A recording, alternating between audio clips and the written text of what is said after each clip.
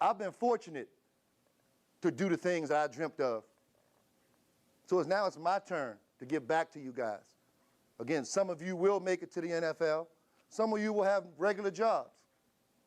But there's still a bunch of tools that you can take from the game of football that can help you be successful in the game of life. The game of football actually, as Chris Carter said it, gave me a sense of identity.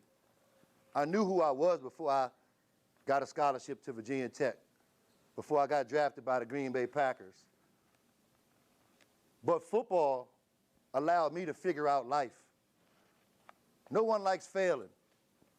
No one likes not being the guy, not being number one. Football humbles you. It takes you to high heights. It takes you to the lowest place possible. But what football does is it teaches you to never quit, never give up. We appreciate the opportunity to come and speak to you. Hopefully what we says resonates with you guys and makes sense. You guys can be as great as you want to be, not only on the football field, but as human beings, as men. One day, you'll be a father, you'll be a husband. You got to be ready. As a man, it's not how fast you run, how hard you hit, how great you catch. It's about encompassing all of the things that was talked about in this 1 hour and transforming that and making that a part of your weaponry and what you have. Some of you will go on to play in the NFL. A lot of you won't. But that doesn't mean that the dream is over. You can take these same skills and assets that you have as a football player and not only be a great football player at the next level, but be a great man. Those are the things that are life-changing. Being able to come back to your alma mater 10 years later, 20 years later, after graduating. That's because you do the right things. You don't get to high places in life by always cheating, taking the back road, avoiding consequences. Sometimes you got to look it in the eye and face it. And hopefully what we were able to share with you this last hour will help you guys, not only now, but maybe 10, 15 years you'll look back and you'll still have some of these qualities in your weaponry. What it do, what it do, what it do, good people, coming to you live from Tez TV 410. I'm your host, Tez Dean. Yeah, and I come to you with this short story of Antonio Freeman. So yeah, y'all, come on, we gonna learn something today. I hope y'all let y'all kids, and I hope that y'all paid attention to the message that Antonio was saying at the beginning of this video. And before we start, I need y'all to push that like button. If y'all ain't subscribed yet, subscribe to the channel. If y'all subscribed already to the channel, I need y'all to share. Yeah, share it. Let's take a minute. Like. We gonna like it? Is we liking it? We gonna like, subscribe. Are we subscribing? And share. Now that we got that out the way, let's get it. Let's get it started now. I'm gonna give y'all a little backstory from myself, my point of view. Antonio Freeman now. And the whole time when I was coming up, I didn't know Antonio Freeman was even from Baltimore. I didn't even know he was from Baltimore. So one day, at the time, my Uncle Tim was working at Woodburn, and on Saturday mornings, they was doing open runs. I know he probably didn't expose you because he was on the clock. However, that's what was going on. He called me one day, come on up here. Antonio Freeman up here. I'm like, whoa, I'm thinking, all right, Antonio Freeman. All right. I know Antonio Freeman because I'm seeing him on TV.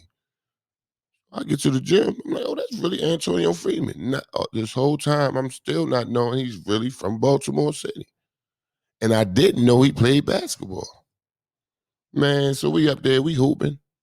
He hitting his jump shots. I'm surprised. You know how you look at football players that play basketball. You know, they got muscles in the head, muscles in the back. You know what I'm saying? They play all real aggressive defense. Y'all know how football players play.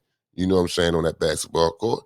However, with all that being said, I found out that he was from Baltimore, that he went to Poly, and he also played basketball. But you know when a football player tell you he played basketball, I ain't know he was at this time. I didn't know he was on that he really played on a basketball team. I just thought he just liked to play, you know. Just what he do off season, you know, little cardio, just that and third. He's from Baltimore, and he's from the east, and he's from the if he's from the city, so he's going to play basketball outside all the time. However, doing some further research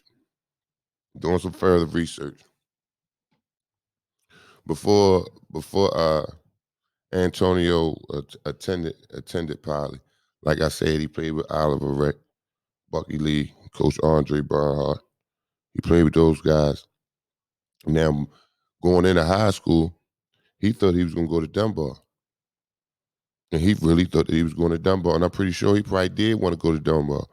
When you playing sports and you coming out, and especially at that time in the 80s, Dunbar was ringing, their name was all over the place. So I'm pretty sure he wanted to go there. However, see what being smart would do to you, doing your homework, studying, you know what I'm saying, turn your work in on time, things of those nature. He get accepted to Poly. Everybody know Poly. Poly is a great high school. Academics is a must there. Academics is a must. He had a conversation with his mother. His mother's like, listen, you need to go. Just trust me. You need to go to Poly. It's gonna benefit you in the long run.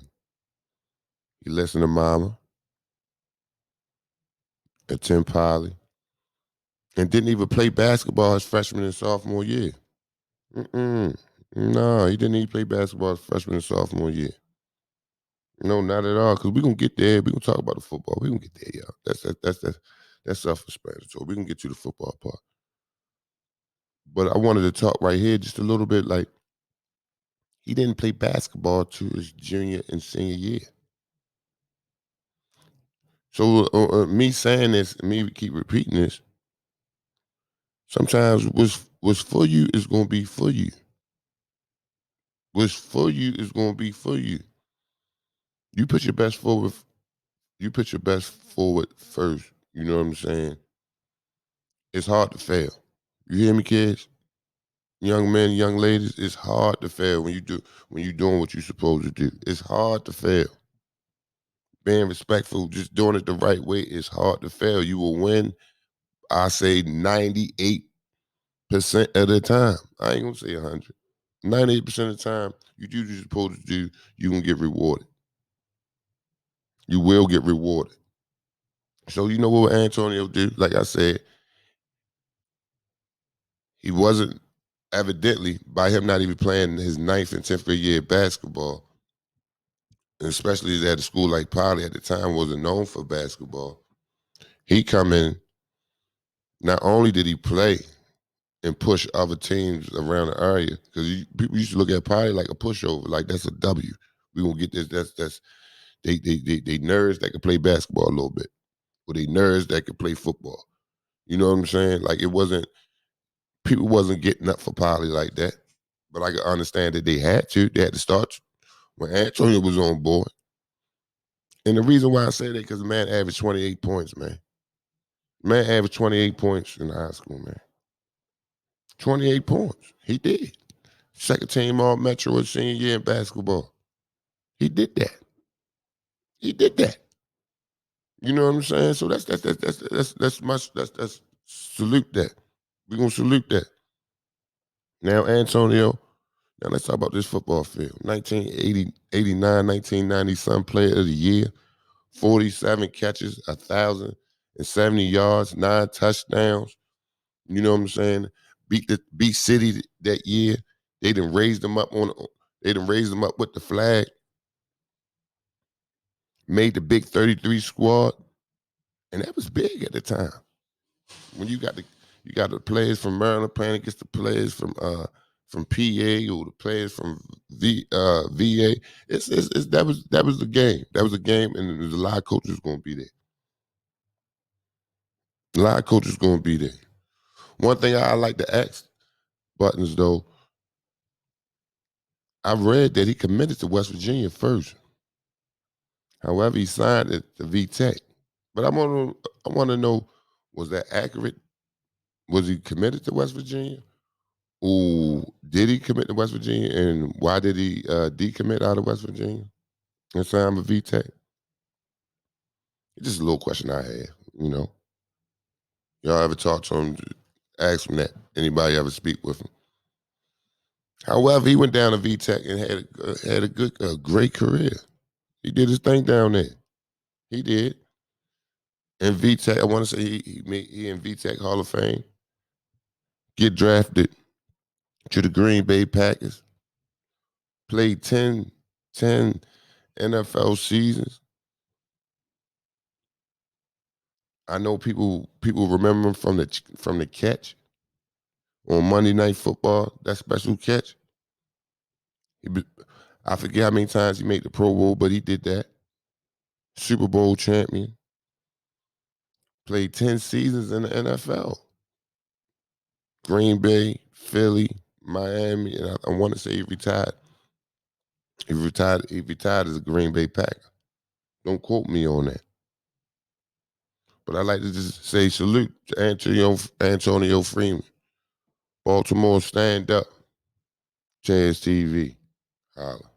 Earlier one I did, but this one, I knew I caught on the downslide, and it was a clean grab. How big a win is this for this team under these circumstances? Huge. I mean, coming in here 3-5, we looked at this as the do-or-die situation in our season. And when they missed that field goal at the end, I just told Brett, I said it's a great time for it to start pouring down. And we got a lucky break. We got a lucky break on my touchdown. And when you're 3-5, you need some lucky breaks, and we got them here tonight. Is that the most remarkable catch you've ever made?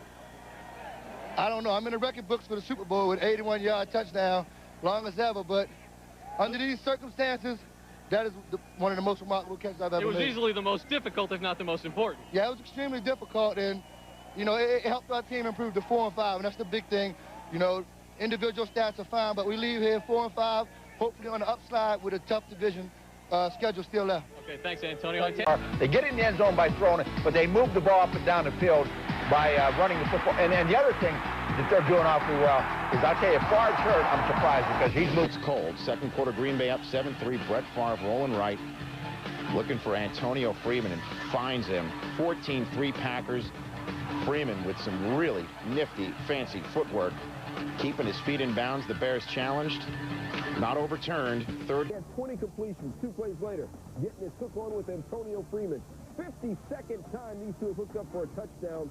Not all the extra yards, who cares? 40 seconds left in the half. Favre, Antonio Freeman. Can you thread it any more than that? Favre, 8 seconds to go. Freeman, touchdown. Mike Sherman's Packers lead 17-7. Brett scored 24-10. Pack late in the fourth, under 8 to go. Favre, Freeman. Corey Bradford's going to block downfield on Chris McAllister. It helps bring a 47-yard play down to the 2. Boy, the Packers are in sync on offense. Remember, this is a defense. Get up in the air and get over the defense. 31-23 after Baltimore goes for 2 and doesn't get it. Freeman recovers the onside kick, and just on cue, a rainbow over the field at Lambeau. It's raining respect. First quarter, all Green Bay. Favre to Antonio Freeman, touchdown, 7-0. But they... Packers lead to give them a little breathing room here. Take a look, rolling left, drills a bullet ray to Antonio Freeman. Bradshaw calls that a defensive reception. 10 yards. Later in the drive, 3rd and 1 to the 5. Favre to Antonio Freeman, touchdown. They missed the extra point, but the Pack in Lambeau and stays in. So 40 more seconds. Now watch this 3rd and 7. Zing! Like a Randy Johnson fastball to Freeman, 20. Tuck the ball at Antonio, 25 yards. Antonio Freeman, seemed like in the second half, you guys really attacked them more, a lot more three wide receiver formations. Were you more aggressive in the game plan in the second half? Yeah, I mean, we had a tough halftime. Guys were really down in halftime, and Brett spoke up and wondered why we weren't passing the ball a lot. Second half, we came out. They let Brett throw the ball. He made great decisions. Our playmakers made big plays all game, from our tight ends to our backs to our receivers. And that's the type of effort we're going to have if we want to stay in the playoffs, is everybody contributing. And today we had that. Well, you seemed to crush them after they made the key turnover, Mike McKenzie deflecting a ball to Tyrone Williams, and then you make the big third down conversion. Did you feel like that won the game at that point? Yeah, that's kind of what I felt. I mean, How many touches? 4,714. My goodness. Meanwhile, Donovan McNabb is in business. To Antonio Freeman, the one-time Packer, now excelling early with Philly. 59 yards. Second quarter, 2nd and 7. Detmer. This is where we started to really look comfortable. Backing into the end zone. And Detmer. To nothing. A minute in, there it was. Second quarter, 14-3 Favre, a shovel pass touchdown. Antonio Freeman was signed this week with all the injuries.